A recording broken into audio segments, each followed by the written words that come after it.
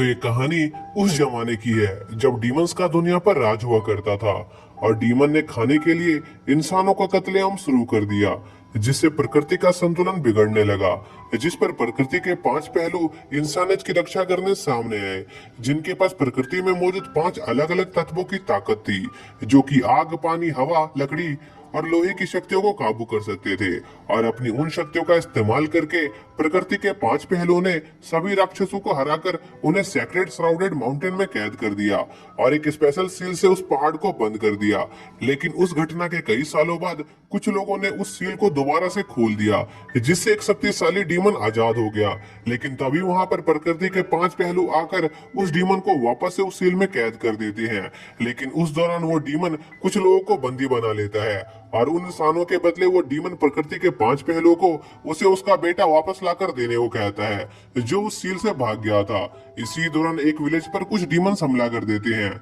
जिस पर आग का पहलू जुआन उस डीमन से लड़ाई करता है, जहां पर वो डीमन विलेजर का सहारा लेकर जुआन के हाथ पैर को काट देता है, जिससे जुआन जल्दी ही मारा जाने वाला था। अब आगे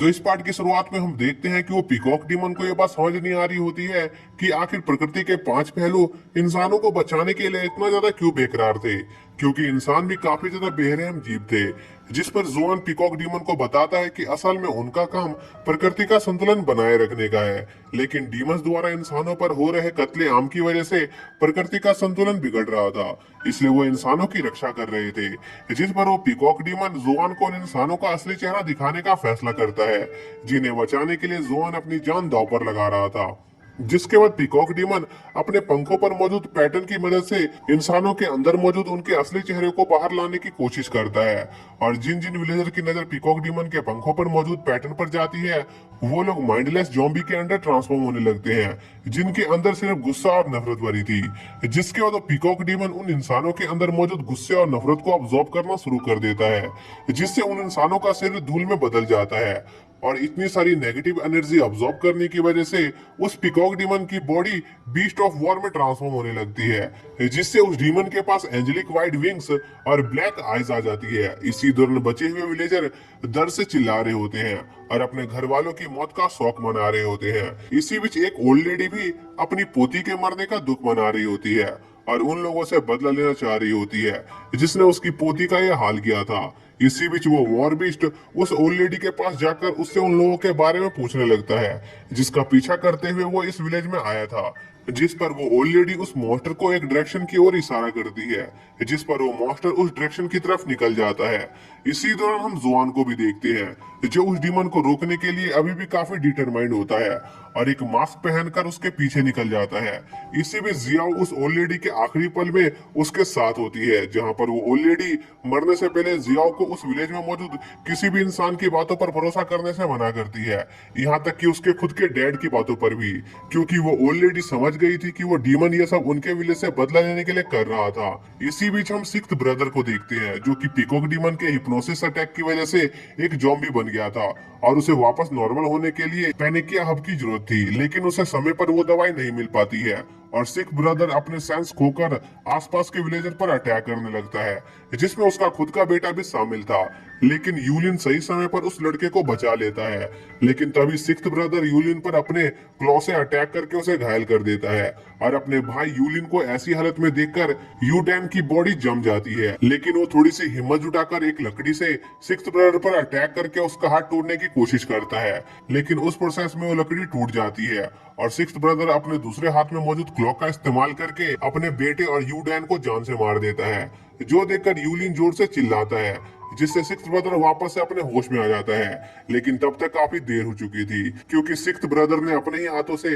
अपने बेटी की जान ले ली थी, जो देखकर सिक्स्थ ब्रदर को खुद से घिन आने लगती है और सिक्स्थ ब्रदर यूलिन से उसे जान से मार देने को कहता है, इससे पहले कि वो वापस से अपने काबू से बाहर हो जाए। जिस पर यूलिन भारी मन के साथ ही उस टूटी हुई लकड़ी को सिक्स्थ ब्रदर के दिल के आर पार कर देता है, जिससे सिक्स्थ ब्रदर की मौत हो जाती है। जिसके बाद यूलिन तुरंत अपने भाई यूडैन के वाउंड्स को ट्रीट करने की कोशिश करता है, जो कि मौत के काफी करीब पहुंच गया था। लेकिन काफी कोशिश करने के बाद भी यूलिन अपने भाई की जान नहीं बचा पाता है और यूडेन अपने बड़े भाई यूलिन के हाथों में दम तोड़ देता है, जिससे यूलिन पूरी तरह से टूट जाता है। इसी दौरान जुआन फाइनली वॉर बीच तक पहुंच जाता है और उस पर हमला कर उसे उसकी डेस्टिनेशन पर पहुंचने से रोकने की कोशिश करता है, जिस पर वॉर बीस्ट जुआन पर अपने पंखों से हमला करता है, लेकिन जुआन पर उन हमलों का कोई असर नहीं होता, जिस पर वॉर बीस्ट अपने सभी पंखों को मिलाकर एक स्वॉर्ड तैयार करता है, जिसकी मदद से वो जुआन को हमेशा हमेशा के लिए खत्म कर सकता था। जिस पर आग का पहलू अपने रियल पावर को अनलीज करके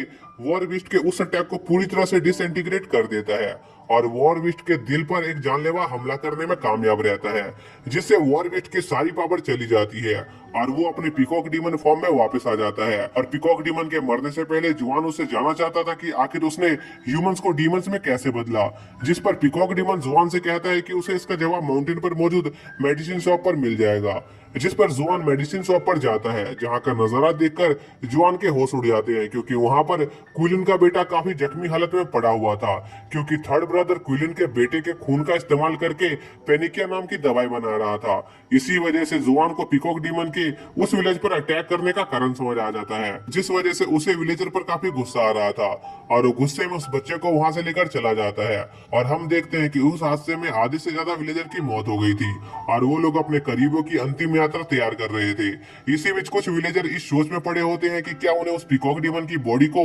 डिस्पोज करना चाहिए कि नहीं, क्योंकि उस डीमन की बॉडी को ढंग से डिपोज न करने पर उसके अंदर मौजूद सारी नेगेटिव एनर्जी से उनके विलेज में और ज्यादा तबाही आ सकती थी। तभी वहां पर सेकंड और फर्स्ट एल्डर ब्रदर आकर उस प्रॉब्लम को सॉल्व कर देते हैं, जो उस डीमन की बॉडी के अंदर मौजूद सारी नेगेटिव एनर्जी को ऑब्जॉर्व कर लेते हैं, जिससे उस डीमन की बॉडी पूरी तरह से गायब हो जाती है। इसी बीच हम जियाओ को देखते हैं, जिससे एक अजीब सा सपना आ रहा होता है, जिससे उसकी नींद खुल जाती है और हम देखते हैं कि जियाओ अपने इंजर्ड फादर का ध्यान रख रही होती है, जहां पर जियाओ को उसके डैड से उसके अंकल सिक्स्थ ब्रदर की डेथ के बारे में भी पता चलता है, जिससे वो काफी ज्यादा दुखी होती है। लेकिन जियाओ के फादर उस घटना के बाद जियाओ से और कोई राज की बात नहीं छिपाना चाहते थे, इसलिए वो जियाओ को 3 साल पहले हुई घटना के बारे में बताते हैं, जो असल में इस विलेज की तबाही का असली कारण थी। फिर हम 3 साल पहले का सीन देखते हैं, जब उनके विलेज में खतरनाक बीमारी फैल गई थी, जिससे उनके विलेज के आधे से ज्यादा लोग बीमार पड़ गए थे और जियाओ भी उस बीमारी का शिकार हो गई थी, जिससे उसे मेमोरी लॉस की समस्या हो रही थी। इसलिए सभी जोडास ब्रदर मिलकर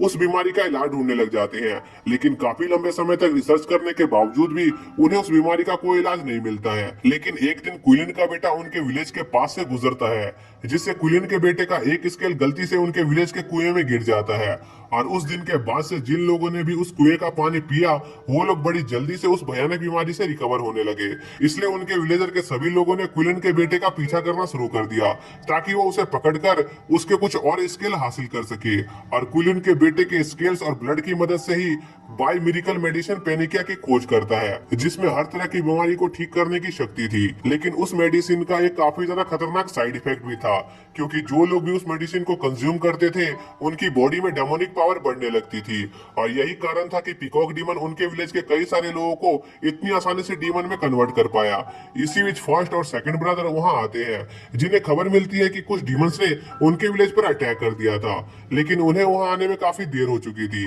और हम देखते हैं कि फर्स्ट और सेकंड ब्रदर की बॉडी पेनिकिया मेडिसिन की वजह से काफी हद तक डीमंस में ट्रांसफॉर्म हो गई थी, लेकिन इसके बावजूद भी अभी तक उन्होंने अपनी कॉन्शियसनेस को नहीं खोया था। तभी फर्स्ट और सेकंड ब्रदर बाई को बताते हैं कि किसी ने क्विलिन को आजाद कर दिया है, जो सुनकर बाई उन्हें बताता है कि इसके पीछे जरूर आग के पहलू का हाथ होगा, क्योंकि वही पीकॉक डीमन का पीछा करते हुए उनकी मेडिसिन शॉप पर गया था। जिस पर फर्स्ट और सेकंड ब्रदर काफी कंफ्यूज थे कि आखिर पीकॉक डीमन क्विलिन के बेटे के पीछे क्यों पड़ा हुआ था। जिस पर भाई अपने ब्रदर से कहता है कि शायद से क्विलिन के बेटे का ब्लड डीमंस को इवॉल्व होने में मदद करता है, क्योंकि आग के पहलू और पीकॉक डीमन की लड़ाई के दौरान पीकॉक डीमन ने पेनिकिया मेडिसिन खाने वाले लोगों की बॉडी से नेगेटिव एनर्जी को ऑब्जॉर्व कर लिया था, जिस वजह से वो ट्रांसफॉर्म हो गया था। लेकिन सिर्फ नेगेटिव एनर्जी डीमंस के एवोल्यूशन के लिए काफी नहीं होता है, इसलिए बाई को ऐसा लग रहा होता है कि क्विलिन के बेटे का खून डीमंस के एवोल्यूशन के लिए एक ट्रिगर का काम करता है, इसलिए वो पीकॉक डीमन क्विलिन के बेटे के पीछे पड़ा हुआ था। लेकिन फर्स्ट और सेकंड ब्रदर को उस मैटर में ज्यादा इंटरेस्ट नहीं था